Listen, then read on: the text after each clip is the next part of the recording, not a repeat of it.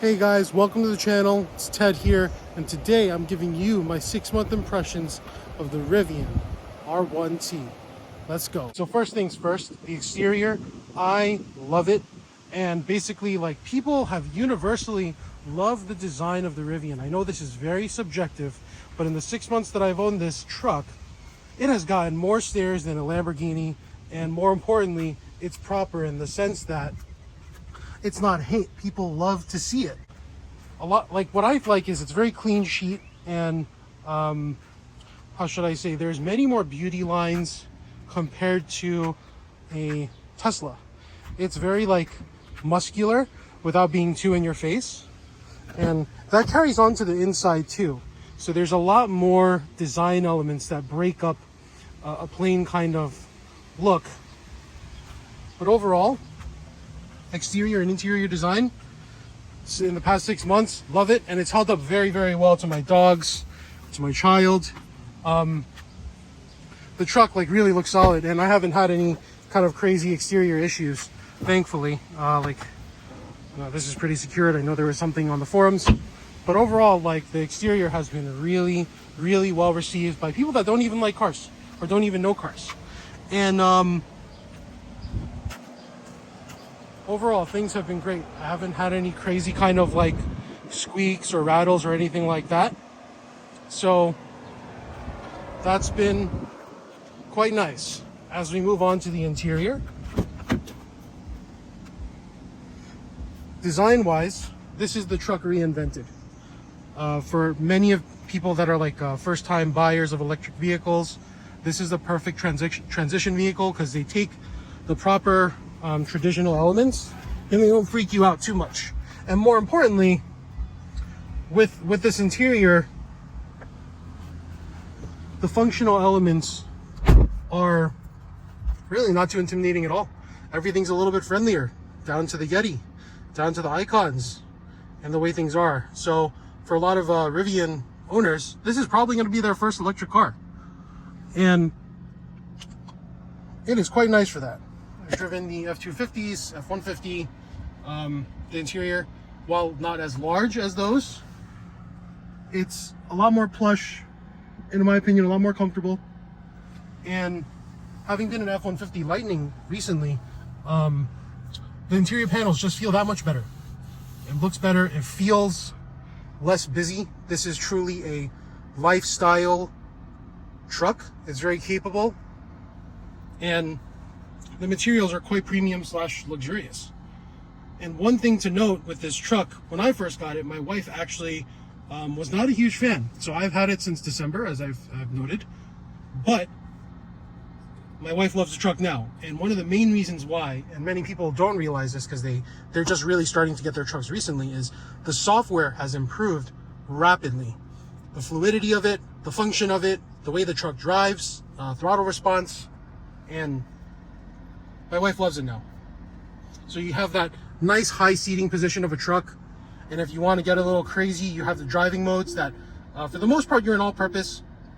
But when I want to like hit the curves and be a little bit more sporty or get that kind of coilover feel, I pop it into sport mode and I have the ride on stiff, and it feels like I'm in a sports car. It's super nice. They've also added a car wash mode, which is actually super helpful, because in the beginning I had to drive through a car wash because for some reason the brake just kept engaging, and then they added this. Things got a lot better. They worked on the gear guard sensitivity really well, because I would come back into my truck and I'd have like hundreds of videos, and now it's not as bad. It doesn't trigger as easily, which is kind of nice. The ambient lighting in the truck is really nice. There's a bunch of videos on YouTube, you can actually see how that is there, but basically it pops up right around there. It's in the footwells as well. And overall, the truck has been great. When we're talking about range as well, I'm on the 20-inch all-terrain tires. I've pretty much been getting whatever this calculator has been telling me. So apologies for this, I thought I cleaned it. But on average, I'm seeing like 270 miles of real range, which is really nice on these tires. And I've been able to even get something close to that in the winter. So when I took delivery of the truck, we were hitting like negative temps, and Essentially, like it's been really good with range. It's been very surprising to me, and what's great is there are more Electrify America charging stations these days that do work. I know a lot of people have had varying experiences there. In New York, we haven't had that many where I am in Long Island, but when I did go over to one, it did work. My state of charge was quite high, so the rate was low, so I didn't even bother. I just wanted to check that it worked.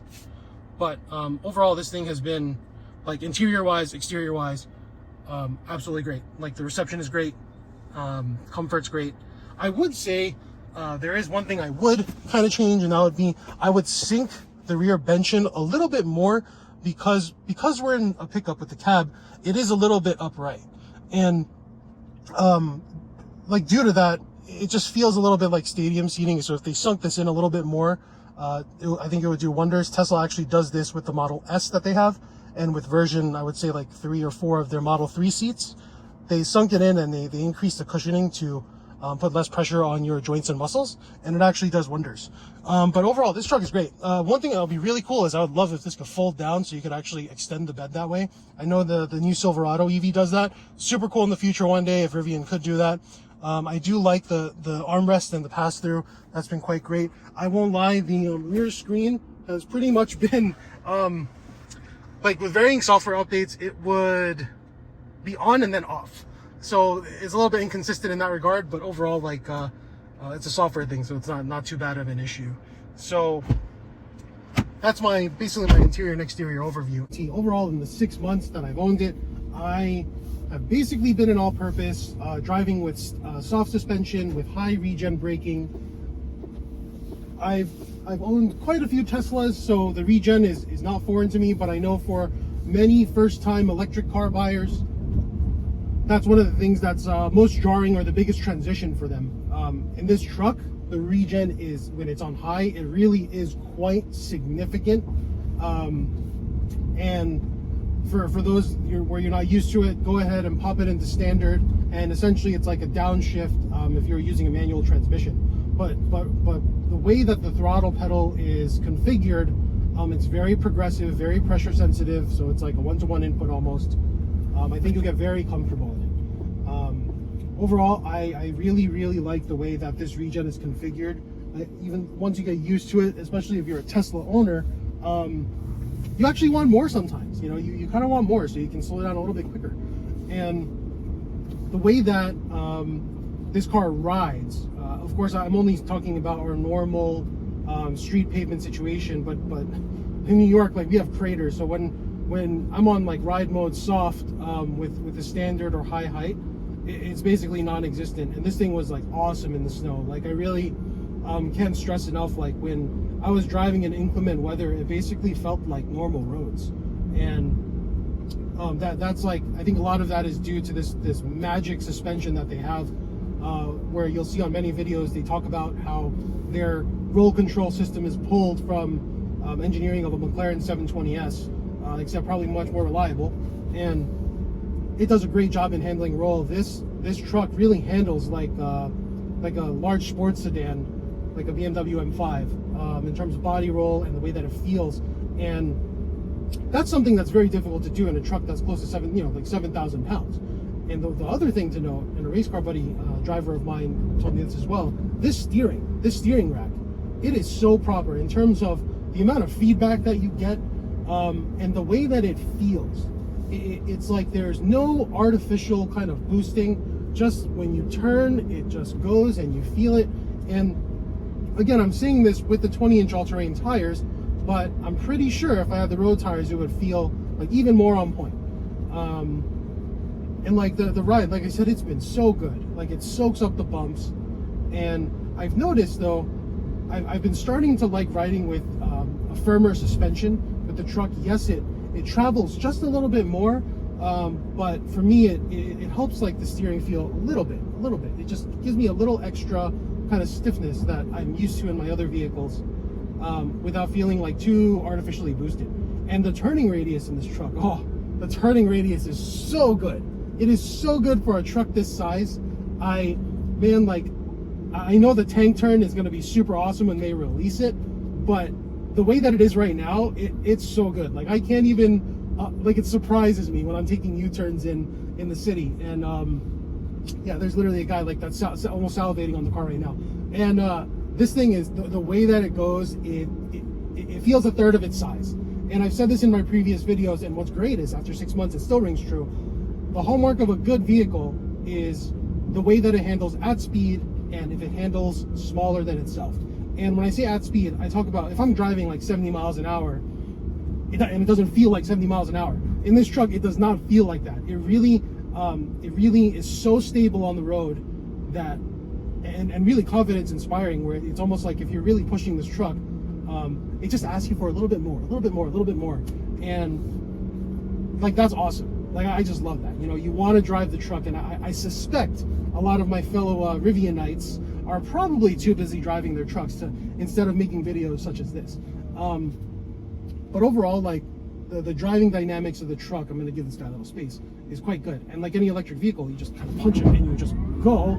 And it's really nice because it gives you that sense of acceleration without being too overwhelming. And what I mean by that is, if you were to drive a Model S Plaid, that car is, the acceleration in that car is quite scary because it's almost like your soul wants to leave your body. That's how quick and fast that car is.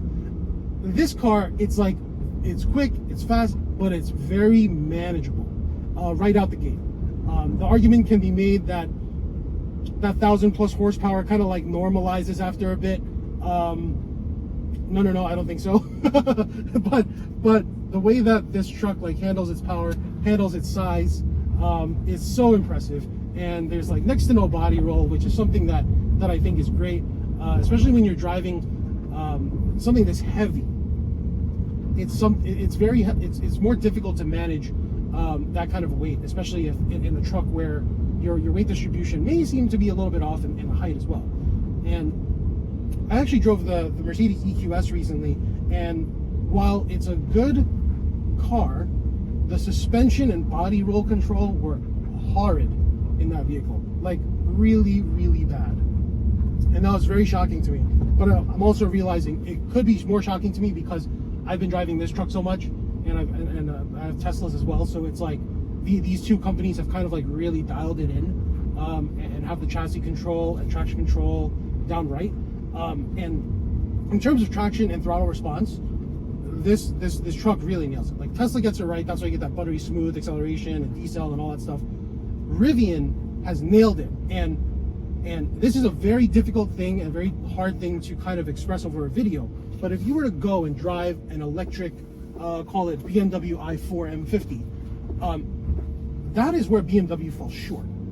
And for me, that kind of ties into the spirit of driving enjoyment, and it's something that is a different challenge for an electric vehicle platform. And Rivian has mastered it. They've nailed it. They put the package together really nicely. In terms of things that I want to improve about the truck, aside from the interior and all that kind of stuff, I definitely want more aftermarket support, because we do need running boards in this bad boy. But there are mud flaps now that I've worked with Rally Armor to make. I think it absolutely needed them, because when you have fun in this car, you're going to kick up some stuff. And I do want either Leah or somebody to make a cap for the bed, because while there's a lot of space to haul stuff in this truck, there's not enough space for your humans plus dogs, put it that way. That's what I need it for. I would love to have a full cabin, 3 car seats in the back, significant other in the passenger seat, and then have my fur babies in the bed safely and covered. That's something I would like. I think it would be cool if Rivian could do like a drop down rear windscreen, either manual or power. I think that would be super cool.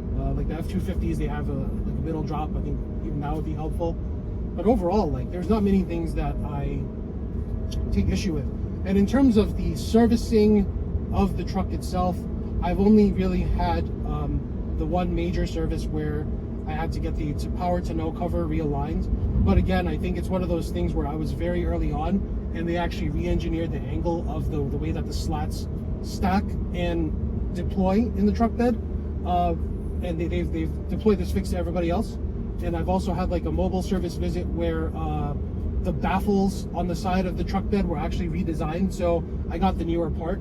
This was actually proactive in Rivian's part, so they didn't have to do it. I didn't really notice anything, but they did it anyway. And like when we're talking about service, I've had a really amazing, like really genuinely amazing white glove service with Rivian so far. And I think part of it is due to the fact that they're new, but I also think it's just like there's low volume enough where they can manage it so far. But basically, your three on your Rivian journey, your three main points of contact are your guide, who really is kind of like the odds and ends person, or actually like the hand holder in your journey with the Rivian, from pre-delivery to delivery time of payment and all that, and all the documents and stuff. And then post-delivery, they're kind of like your genius bar, for better or worse terms, or concierge, where they can answer your questions and source them to the right places. But if you do need something more immediate, they have the service support center, where you call the number and essentially you tell them what issue you're having, and they're going to see if there's a way to solve it remotely before having to go to the final and third option, which is really physical service, mobile or a service center in your region. And the one time I had the major service, they actually came, they picked up my car, or actually they met me at the rental car place, put me in a rental car, and then they took the truck, and then they alerted me, and they kept me up to date throughout the process on how the truck was, and then they followed up afterwards. So I mean, this is all kind of like normal in terms of like, you know, luxury brands, depending on the dealer that you work with. It's been really quite good. The only kind of like things that I have in terms of improvements for Rivian in the immediate term are really software related. And the one thing I noticed is a lot of the time, the truck, when I get into it, sometimes it doesn't wake up as quickly as it should. I call it kind of like a high school teenager, where I could actually see the truck waking up. Or like the second I open the door, I hear the alert still, and the battery goes to 0 with an exclamation mark. But it's really just the system rebooting a bunch of modules. So I think the latency and the speed on that will get better, and needs to get better, because more often than not, like I'll get some like random warning, you know, signs and stuff. Well, not more often, but like here and there, I get random warnings like, oh, air compressor is too hot or something like that. But then a sleep cycle would fix the issue. So there's like weird like software gremlins like that. And what's great is I learned a lot of this because I called the SSC, and they really educated me in terms of things that I should do and understand about the truck. And what's funny is a lot of it is like a computer, quite frankly. Every so often you got to have that restart or shutdown and update instead of putting things into sleep mode. So overall, the 6 months, fantastic. I think every vehicle kind of has like a one defining feature that really make it. I think for Rivian though, the R1T, their first truck, I think what really defines this brand and this truck is everything. They've reinvented the pickup truck for the better. And it's the way that, while some of these things are not really revolutionary on the surface, it's the way that everything comes together that makes this truck special. Hey everybody, thank you for the support on YouTube, but instead of taking my word for it, you can try this Rivian R1T out with the launch of TURO in New York. They're offering a promotion for every weekend of July, special promotional rate, and a special experience in the Hamptons right here in Long Island. So I'm going to have a link in the description below. Goes live tomorrow at 9 a.m. I'll see you soon.